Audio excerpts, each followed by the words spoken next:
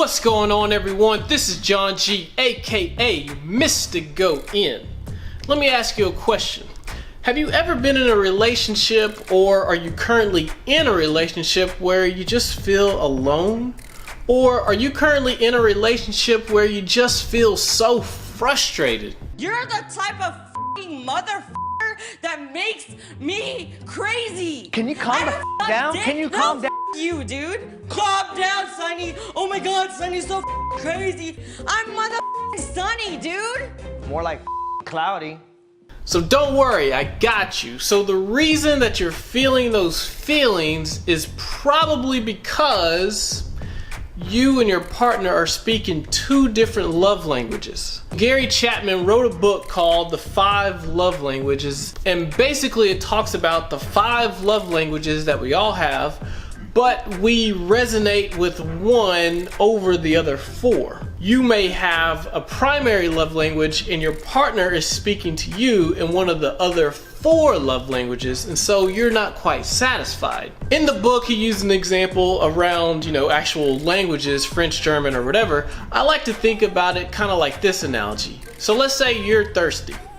You want your partner to bring you some water, and your partner goes to the store, brings you back some Skittles. Everybody likes Skittles, so you probably go ahead and eat the Skittles. Yeah, they taste great, but it doesn't really satisfy your thirst. So you still want some water. Hopefully that made some kind of sense. If not, don't worry about it. Let's go through the 5 love languages real quick. I'm gonna give you all 5, give you practical examples, we'll break it down. The first love language is quality time.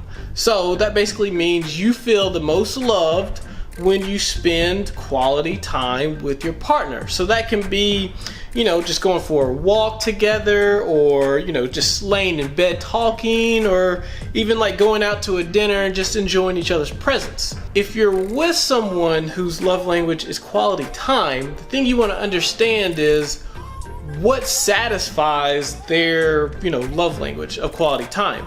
So is it undivided attention, or is it no matter we're together, I'm good? If it's undivided attention, then going to a concert together doesn't really count. Or going to the movies, doesn't really count, because your attention is, on the performer and not really on each other. So that's just one thing you want to check with your partner to make sure they're being satisfied, all right? So love language number 2 is physical touch. And I know your mind just immediately goes, oh, okay, yeah, sex. Turk wants to ask you something, and it would mean a lot to the both of us if you said yes. Oh my God, would I have a threesome with Turk and Carla? Well, it's certainly flattering, and I don't think they'd tell anyone. Will you be my best man? Huh? I mean, yeah! So I have a friend, I was explaining to her about the 5 love languages and got to physical touch, and then she says, oh yeah, sex, isn't that every man's main love language? Well, come here. I'm very happy we're gonna have all the sex. So it doesn't always have to be about sex. It can just be, holding hands, or it could be a kiss that doesn't necessarily have to lead to sex. Or it could be just, walking into a room and seeing your partner and giving them a hug from behind. And it doesn't always have to be the guy who has physical touch as their main love language. I'll give you 2 examples of 2 girls that I dated, not at the same time, that had the physical touch as their love language. So one girl that I dated, I noticed that when we sat down to eat dinner together, she would always, put her hand on my leg and kind of rub my knee and just, kind of smile while we ate. So that was just her way of showing her love, through physical touch. There was also another girl that I dated. Her love language was physical touch. And I remember we were in an argument about something, and she was basically ready to move on, be done with the argument. I wasn't really ready yet because there was no resolution. And so she basically, looked at me and she kind of reached out to grab my hand. And so I kind of, pulled back.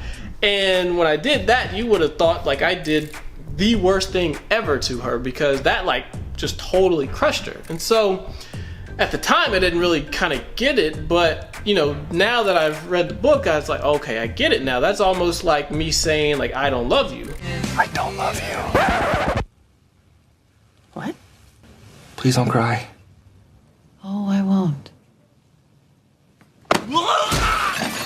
So that leads me to the third love language, which is words of affirmation. So these are your nice positive things, your compliments. So, your, hey, you look very nice, or, thanks for cooking dinner, it was delicious, or just a very simple, I love you. That's right. I love her. I love her.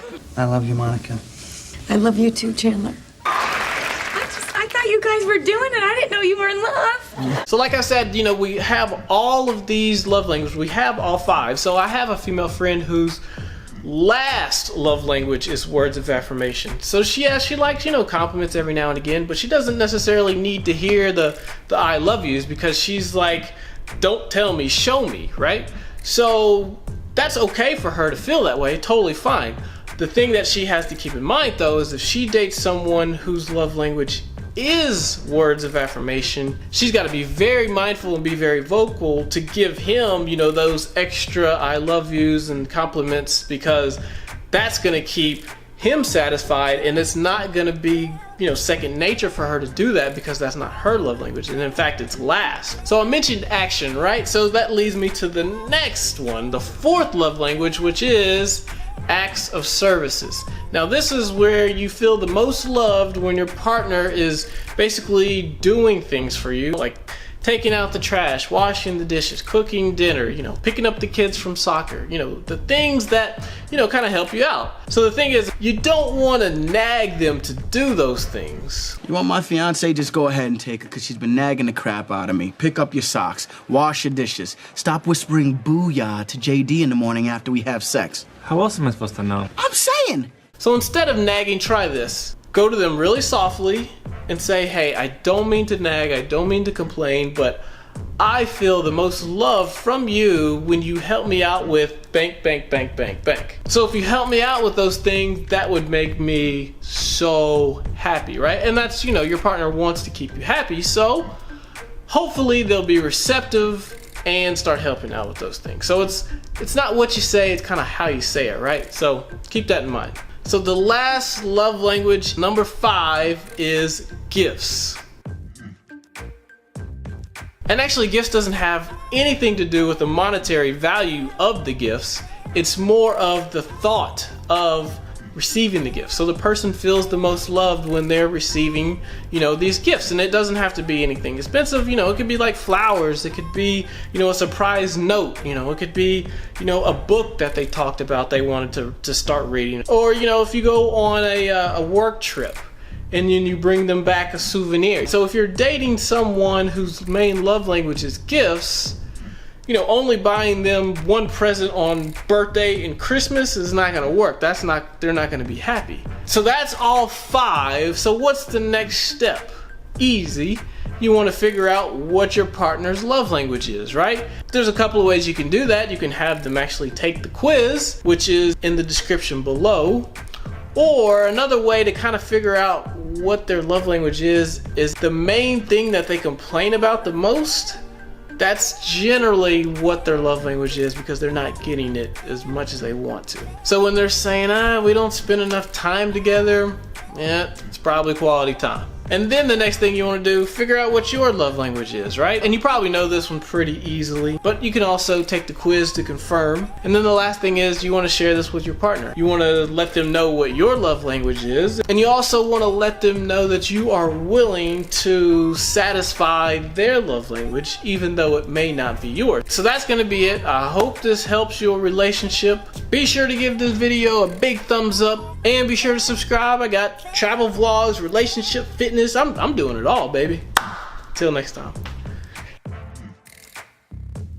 So, best case scenario is you two both have the same love language, but chances are you don't, because you have like a 1 in 5 chance. You got a 20% shot of having the same love language. And if you click this video, you probably don't have the same love language, because you wouldn't be beefing.